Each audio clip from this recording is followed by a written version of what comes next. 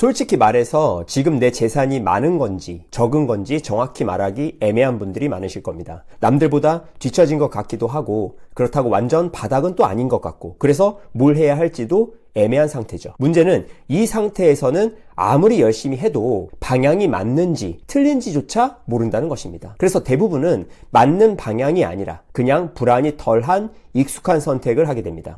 그래서 오늘은 통계청 데이터를 기준으로 대한민국 자산 계급을 9단계로 나누고 지금 여러분이 어디쯤 있는지부터 정확히 짚어보려고 합니다. 그리고 각 단계마다 다음 단계로 올라가기 위해서 가장 중요한 전략 한 가지만 정리해서 알려드리겠습니다. 그럼 시작합니다. 지하층. 지하층은 자산이 없고 빚만 있는 상태입니다. 이 경우 먼저 빚부터 정리해야 합니다. 빚을 정리하는 방법은 크게 두 가지가 있습니다. 첫째, 이자율이 높은 빚부터 정리하는 방식. 둘째, 자잘한 빚부터 정리하는 방식입니다. 이자율이 높은 빚을 정리하는 방식이 숫자적으로는 가장 현명하지만 우리의 뇌는 자잘한 빚이 많은 상태를 더 번잡하게 인식하여 쉽게 좌절합니다. 그래서 자기의 상태에 따라 자포자기한 상태라면 자잘한 빚부터 정리를 하면서 스스로 동기부여를 받는 것이 좋고, 그렇지 않은 정신이 매우 말짱한 상태라면 이자율을 높은 빚부터 정리해 보시기를 바랍니다. 1층은 빚도 없고 자산도 없는 상태입니다. 즉 영원인 상태입니다. 이때는 우선 돈이 모이는 시스템을 만들어야 합니다. 일단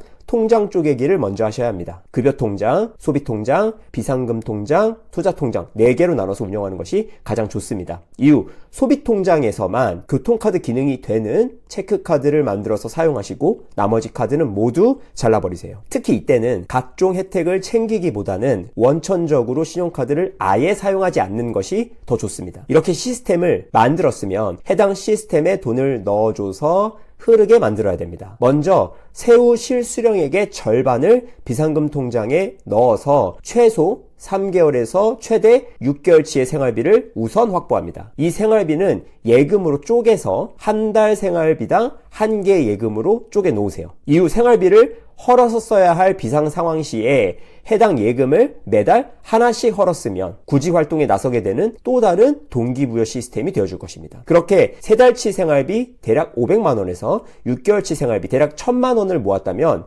2층에 올라갈 준비를 마친 것입니다. 참고로요, 우리나라는 실업급여 제도를 운영합니다. 실업급여는 소득의 60% 수준에서 최소 3개월 이상을 지급합니다. 그러니 위와 같이 비상금을 만들었다면 최소 6개월에서 최대 1년 정도는 무직 상태에서 생존할 수 있는 상태를 만들어둔 것입니다.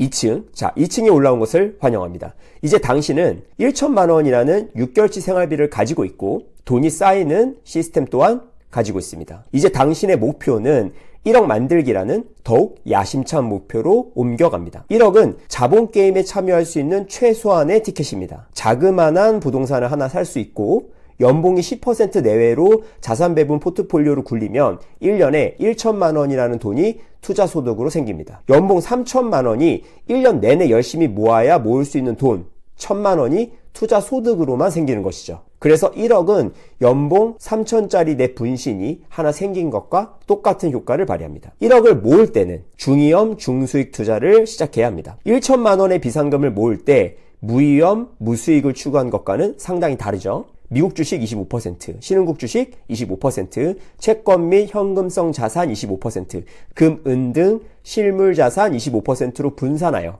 리밸런싱을 하면서 투자하면 연봉이 8에서 10% 정도를 달성할 수 있습니다. 당신이 1000만 원이 있는 상태에서 한 달에 100만 원을 위에 언급드린 방법으로 적립식 투자를 할 수 있다면 5.5년이면 1억이 모입니다. 그러면 3층으로 가는 문이 열립니다. 3층. 대한민국 중위 가구 순자산은 대략 2.5억 정도의 순자산이 있습니다. 3층에서 4층으로 가는 방법은 두 가지가 있습니다. 혼자 갈 경우 앞에서 했던 방법을 그대로 하면서 월에 150만 원으로 저축액을 늘린다면 4.5년 만에 2.5억에 도달합니다. 즉 0원에서 2.5억까지 총 10년이면 가능한 것이죠. 지름길도 있습니다.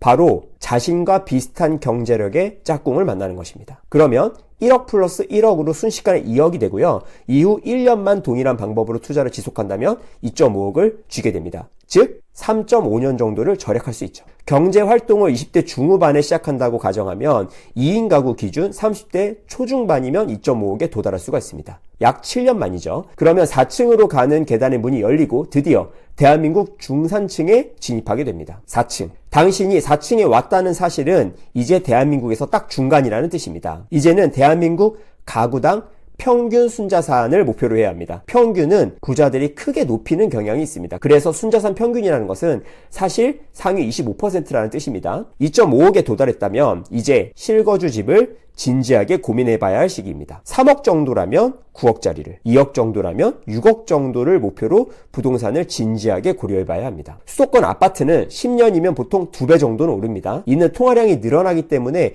굉장히 자연스러운 현상입니다. 9억짜리는 10년 후면 18억이, 6억짜리는 10년 후면 12억이 됩니다. 하지만 이는 자산의 성장률이지 자기자본 성장률이 아닙니다. 즉 내가 넣은 돈은 이것보다 적기 때문에 투자금 대비 수익은 위의 경우에 3배 정도가 됩니다. 10년의 투자금을 3배로 불리는 것은요, 다른 투자로는 쉽지 않습니다. 또한 자녀 출산 및 양육에서 안정적인 환경을 제공해주고 실거주 비용은 어디에서 임차를 살아도 똑같이 들어가기 때문에 신혼부부는 실거주 집을 2단계에서 진지하게 고려해봐야 합니다. 자, 선배 부부들도요, 이때 전세를 선택했냐 매매를 선택했냐에 따라 훗날 자산 격차가 크게 벌어졌다는 역사적 사실을 반드시 상기해야 합니다. 실거주를 할 수 있다면 가능한 집을 마련하기를 추천드립니다. 단 9억에서 6억대 아파트는 아무거나 사면 안 됩니다. 굉장히 잘 골라야 되는 가격대의 구간입니다. 관련 영상을 더보기란에 링크를 걸어둘 테니까요, 참고하시기를 바랍니다. 자, 5층. 대한민국 평균 순자산인 5억을 넘어가면 이제 10억 부자를 목표로 해야 합니다. 실거주 집의 부채를 줄여가다가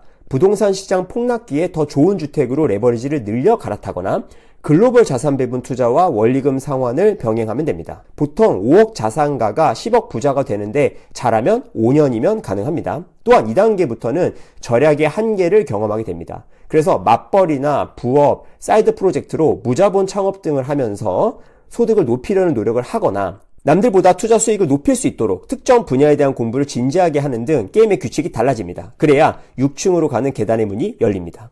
6층, 10억 정도를 모으면 이제 상위 중산층으로 진입을 한 것입니다. 그리고 중산층의 마지막 관문이 6층입니다. 바로 15억 구간입니다. 통계를 보면요, 10억은 상위 10%, 15억은 상위 5% 구간입니다. 서울 아파트 중위 가격은 26년 2월 현재 11억입니다. 10억이면 서울 중위 아파트 한 채를 부채 없이 가지면 끝나는 돈입니다. 하지만 15억은 서울 중위가격 아파트 한 채를 가지고도 4억의 금융자산을 만들 수 있는 액수의 돈입니다. 4억이면요, 4% 룰에 따라 매년 4%인 1,600만 원을 찾아 써도 원금 가치가 유지가 됩니다. 여러 연구에 의하면 5%까지 찾아 써도 원금 가치가 대부분의 경제 상황에서 영원토록 유지가 됩니다. 즉 2천만 원 정도의 수동적 소득과 서울 중위 아파트 가격에 부채 없이 실거주할 수 있는 그러한 상태가 됩니다. 그리고 여기까지 오면 상위 중산층을 졸업하게 됩니다. 15억까지 달성을 하게 되면요, 하늘의 문이 열리고 엘리베이터가 당신을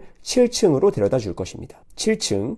15억을 달성한 후에 7층에 도착하면 새로운 세상이 열립니다. 바로 상위 1%의 상류층이 있는 세계입니다. 7층에서 가장 부유한 사람은 대략 30억 정도의 자산을 가지고 있습니다. 이들은 서울 상위 20% 아파트인 20억짜리를요, 부채 없이 가지고 있으며 금융자산만 대략 10억을 가지고 있습니다. 4% 룰에 따라 수동적 소득 또한 4천만 원에 달합니다. 10에서 15억 구간이 개인이나 딩크 부부가 겨우 파이어할 수 있는 구간이었다면 상위 1% 30억 구간은 아이가 하나 있는 가족도 어느 정도 파이어를 할 수 있는 구간입니다. 파이어를 한다고 하더라도 보통 성인 1인이 파트타임이나 사이드 프로젝트로 연 1,500만 원 정도를 벌 수가 있습니다. 부부 합산하면 대략 3천만 원 정도 됩니다. 거기에 4% 룰이 적용된 수동적 소득 4천만 원을 더해주면 연 7천만 원의 생활비를 자유롭게 사용하면서도 자산 가치는 유지가 됩니다. 진정한 상류층의 삶이 시작되는 구간입니다. 자, 30억 구간에 도달하려면 높은 연봉을 맞벌이로 벌어들이거나 아니라면 투자로 큰 수익을 내야 됩니다. 즉 무언가 하나라도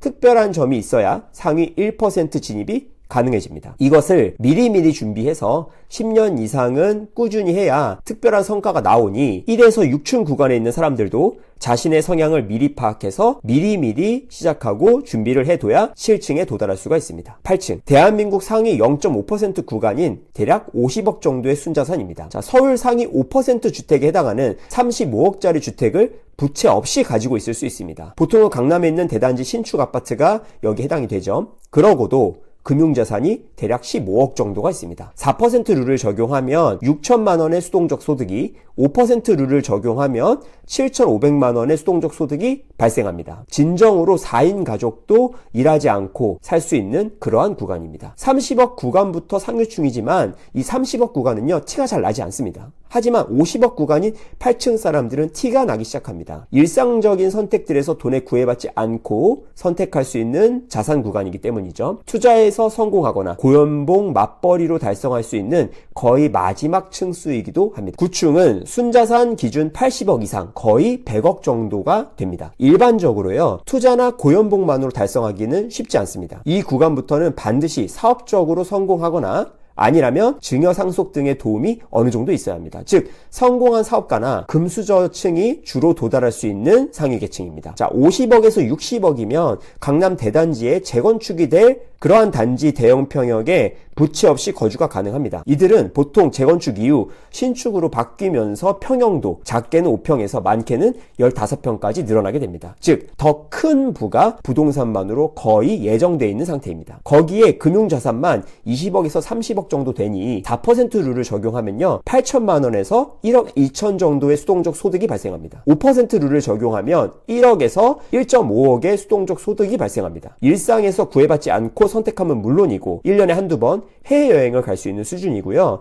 특별한 날에 명품을 사거나 미슐랭 식당을 다니는 것도 부담이 없는 구간입니다. 즉, 어느 정도의 사치가 가능한 구간이라고 볼 수 있습니다. 펜트하우스 옥상. KB 부자보고서에 의하면 150억 이상을 고자산가, 300억 이상을 초고자산가라고 합니다. 이 펜트하우스 옥상에는요, 150억 이상의 고자산가, 300억 이상의 초고자산가가 위치해 있습니다. 이들은 전체 인구의 0.01% 수준입니다. 보통 강남 신축 대단지의 펜트하우스나 한남동이나 성수동 등의 하이엔드 아파트에 부채 없이 거주합니다. 금융자산도 수십억 단위이고 이들은 보통 강남권역에 건물 또한 주로 법인 이름으로 가지고 있고 사업주인 경우가 대부분입니다. 투자로는요, 일부 슈퍼개미들이 포함되어 있지만 매우 드물고 대부분 사업으로 성공한 후 그 소득을 자산으로 치환하는 데까지 성공한 진정한 상위 0.01% 구간입니다. 마무리. 자기의 수준을 정확하게 인지하셨나요? 해당 층에 맞는 전략을 정확하게 아셨나요? 하지만 이것으로 끝난 게 아닙니다. 지금부터가 중요합니다. 바로 이것을 실행에 옮기는 것입니다. 자신이 저층에 있다면 소비를 통제하면서 돈이 모이는 시스템을 갖추어가고 1억 종잣돈 모으기를 우선적으로 추구해야 합니다. 자, 중층에 있다면요, 집을 마련하고 동시에 글로벌 자산 배분 투자를 적립식으로 실행하면서 상위 중산층까지 진입하는 것을 목표로 해야 됩니다. 자, 상층에 있다면 사업을 성공시키거나 인생 투자인 10배거를 최소 2-3번 정도는 성공을 시켜야 됩니다. 자, 완벽하지 않아도 됩니다. 오늘 자신이 있는 층에 맞게 하나의 전략이라도 실행해보세요. 그렇게 행동을 하나 옮기면